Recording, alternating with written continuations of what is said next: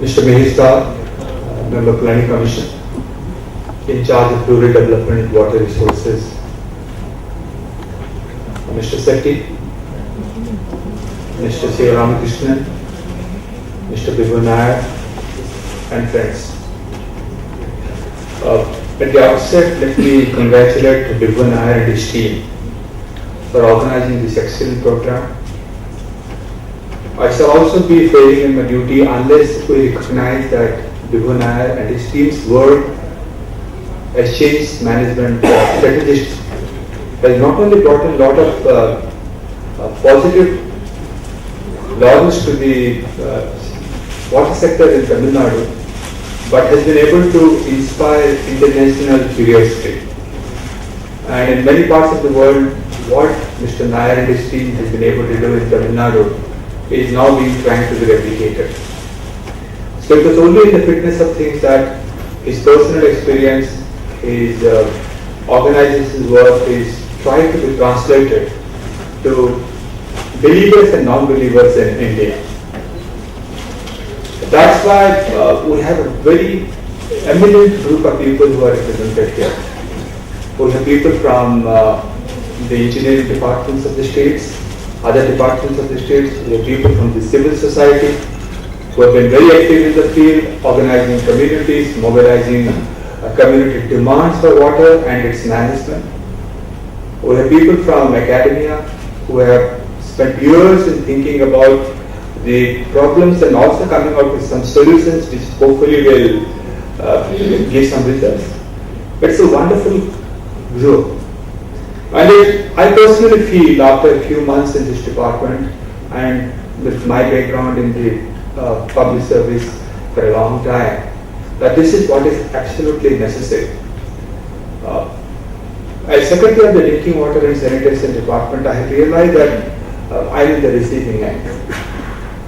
All of our policy statements say that drinking water gets pride of place. It's the first charge in everything. Wherever there is water and there is a demand for water, drinking water has to be given the priority. When you look at the demands of water, the primary demand of course is from agriculture. And when you look at the agricultural scenario, one thing that strikes to you is that there is no concern for water.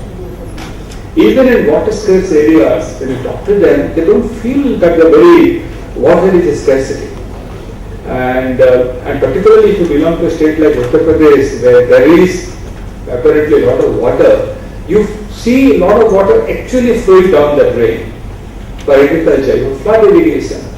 For the last 20 years, we have been trying to introduce drip and sprinkler irrigation, but we have not been able to do that. Even in water scarce areas like Rajasthan and South India, again is a water scarce area.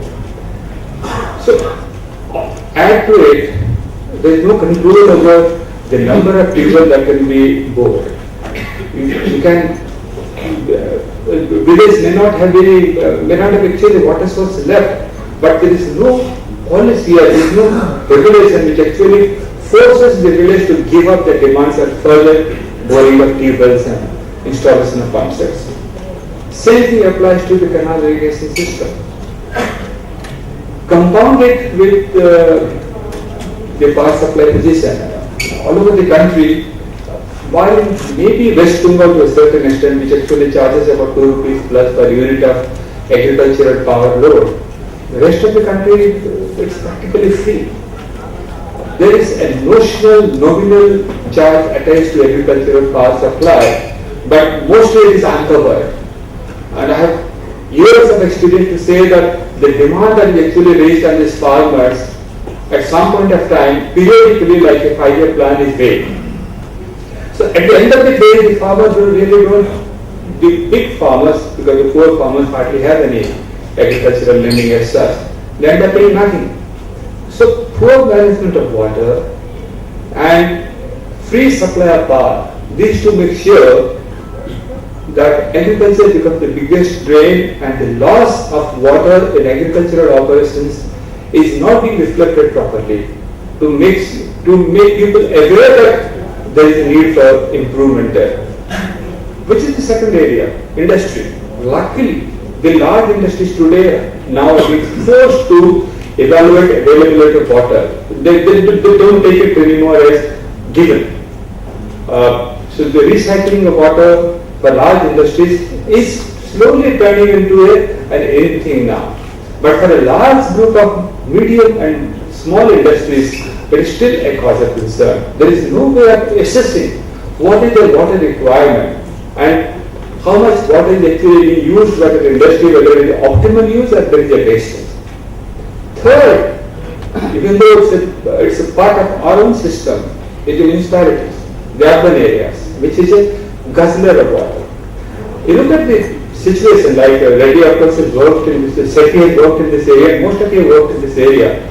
I don't think there is any water security plan or water management plan in any of the municipalities. There is no recycling of water, there is no recycling of wastewater anywhere in the country. And here, very few. Delhi claim that they recycle about 5% of the water supply given to the municipality. So there is no concern about it. Metering, better said than done. So this idea of giving a differential rate to various water users is a very good idea. But unless you have a proper metering system, how do you ascertain that? How do you manage that? It becomes very, very difficult. A place like Delhi, which had 3 million households, I think the recovery of the house tax and water tax is just about 1/4 of that. That is the kind of losses. So today it is getting to be more and more difficult because Delhi is not getting water from other sources. And the same thing will happen to all the urban areas unless they bring in water management in their system. But that's a huge guzzler at the moment. So that is something that we inherently must understand. The other day when I spoke to the Principal Secretary Karnataka in Karnataka, he mentioned there is a part of Bangalore Municipality Corporation now has been forced to be given recycled water. They say that there is no raw water available to be given to you. You have to take recycled water. That has to be done, at least for certain activities like gardening, like cleaning and other things. Use of recycled water must become somehow mandatory. India has so many successful experiments that it's unbelievable.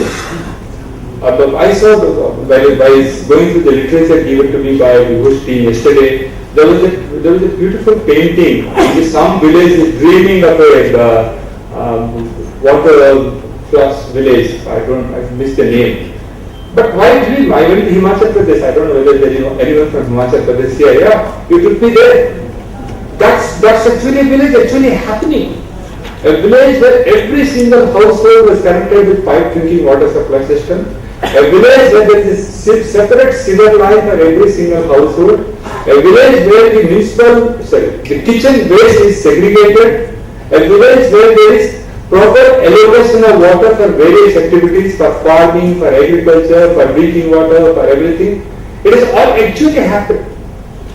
But unbelievable. I went to another village where the water supply system has been set up by a local, incidentally he was the priest of the temple who had some kind of a knowledge. He did a wonderful job and that village set up the water supply system at 75% of the cost of what was projected by the PHED department. It was tremendous successful experiences and examples. And that is what is required to inspire. And that is what is going to be available. So at this point of time, because we will have 2 days of deliberation on these theme areas, I don't want to dwell into it. But at the end, let me just re-emphasize the fact that I think it is just the right time to start thinking in a coordinated manner. What work Tamil Nadu has done is a pioneering work, and that Vibhu tells me and other people also now it can be replicated in the rest of the country. In India is able to manage it. I suppose the rest of it's getting so much better because everyone looks up to India for how they are able to manage. Especially in the developing part of the world. I am not talking the developed part of the world. So I am looking forward to a very useful round of discussions in the next 2 days. And once again, let me thank Vibhu for organizing this program. And like he said, it's the beginning, and from our side, from the ministry side, we are very supportive of all these activities. And personally, thank you for inviting me, and thank you.